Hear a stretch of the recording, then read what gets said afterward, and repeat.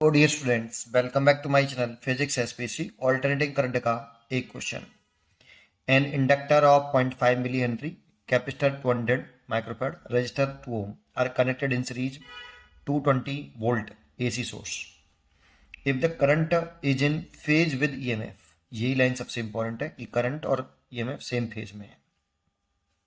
The frequency of AC source will be, देखो LCR circuit बोल रहा है क्वेश्चन में, एल सी और आर, और इसको किसी एसी सोर्स से कनेक्ट किया है। इसका आरएमएस वोल्टेज रखा है 220 वोल्ट। अच्छा, ये जब वोल्टेज के बारे में कुछ ना बोले ना, एसी सोर्स बोले और वोल्टेज का नाम ना दे रखा हो, तो रूट मीन स्क्वायर वोल्टेज होता है ऑलवेज, है ना, ये ध्यान रखना।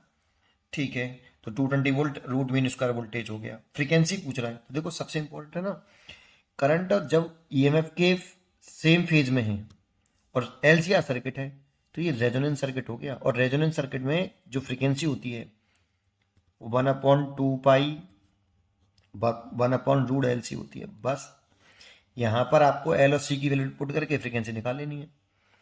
लेकिन इंपॉर्टेंट बात है कि सर आपको कैसे मालूम पड़ा इस रेजोनेंसी कंडीशन है, तो ये कंडीशन हमें याद होनी चाहिए। वैसे तो फिर भी मैं आपको पूरा समझा देता हूँ कि ये कैसे किया और कैसे बोला। ठीक है, नहीं वैसे तो यहां से सॉल्व करना है बस केवल। ठीक है, सुनते हैं। तो जैसे सबसे पहला कि रेजोनेंस सर्किट होता क्या है, सीरीज एलसीआर रेजोनेंस सर्किट की अगर हम बात करें, तो ऐसा सर्किट जिसमें जो करंट फ्लो करे ये आईआरएमएस कैसा हो, मैक्सिमम हो। ऐसा एलसीआर सर्किट जिसमें करंट की वैल्यू मैक्सिमम होती है उसको बोलते हैं हम series LCR resonance circuit. Current को मैक्सिमम करने के लिए I R M S is equal to होता है V R M S upon Z. ये तो अप्लाइड वोल्टेज है कांस्टेंट, अगर इसको मैक्सिमम करना चाहते हो तो हमें जेड को मिनिमम करना पड़ेगा। और जेड की जो मिनिमम वैल्यू ले सकते हैं इसमें हम आर की बराबर ले सकते हैं, क्योंकि एक्चुअल में जेड कितना होता है रूट के अंदर R square plus X C minus XL का होल स्क्वायर, या एक्सएल माइनस एक्स सी का होल स्क्वायर, ऐसे लिख सकते हो। इफ अगर एक्स सी बड़ा है एक्सएल से, तब भी जेड आर से बड़ा रहेगा। सोचो, अगर एक्स सी एक्सएल से बड़ा है तो कुछ वैल्यू बचेगी, उसको आर में ऐड करोगे तो जेड आर से बड़ा रहेगा। और एक्स सी और एक्सएल अगर बराबर है तो जेड आर के बराबर रहेगा।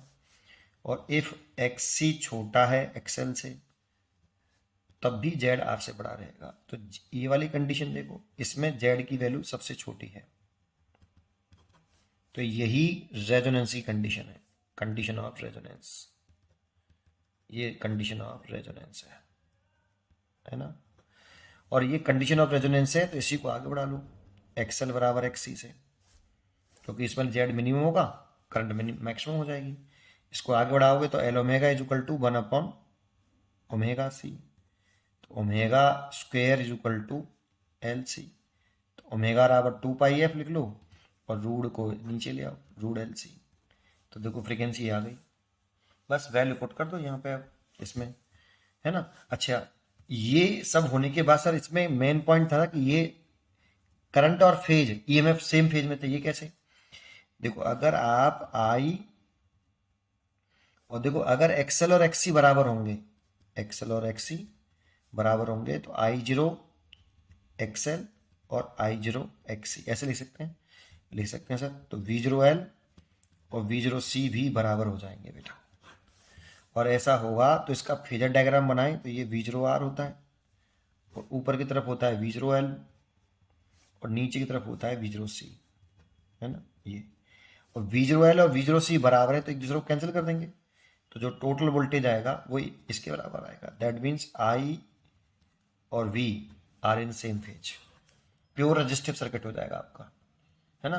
तो आई और वी सेम फेज में आ गया, तो ये रेजोनेंसी कंडीशन में तो हुआ, क्योंकि ये वी जीरो एल और वी जीरो सी बराबर तभी हो सकते हैं जब एक्सएल और एक्ससी बराबर हो, तभी एक दूसरे को कैंसिल कर देंगे, तो टोटल वोल्टेज होगा और करंट जो होगी वो सेम फेज में होंगे, तो ये कैंसिल हो गया, तो ये टोटल वोल्टेज हुआ। अब सॉल्व कर लो बेटा इसको अब यहाँ से। यहाँ वैल्यू पुट करनी है, नेक्स्ट पेज पर कर देता हूँ, है ना। तो जरा समझे, F is equal to 1/2 pi root के अंदर एल की वैल्यू कितनी है बेटा 0.5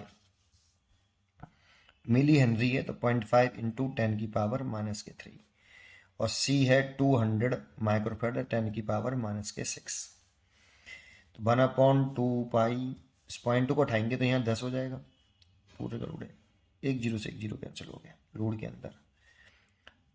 20 का 5 में मल्टीप्लाई करूँ तो 0 और ये 10 100 हो गया और 10 की पावर हो गई -9। कैसे ऐसे लिख सकते हैं, देखो 1/2 पाई, इसमें से एक जीरो इसमें से कर लेते हैं, इसमें बढ़ा देते हैं तो 10⁻⁻8 हो जाएगा, है ना। और ये √10 पाई होता है बेटा, तो आप √10 को पाई लिख दीजिए और 10⁻⁻8 का रूट लेंगे तो 10⁻⁻4 हो जाएगा। इसको ऊपर ले आइए तो 10 ऐसे हो जाएगा आपका, और ये 2 पाई स्क्वायर जो होगा हमारा वो 10 हो जाएगा, ये पाई स्क्वायर हो गया, इसकी वैल्यू 10 रख दो, इससे 0 से 0 कैंसिल कर दो, 2 से कट गया 500 बार, तो 5 इंटू 10⁻²। देखो यहाँ पे 10⁻² हर्ट्स पहले दे रखा है, ये यहाँ 5 भरना होगा हमें। उम्मीद करता हूँ कि आपको ये जरूर समझ में आया होगा। पढ़ते रहिए और खुश रहिए।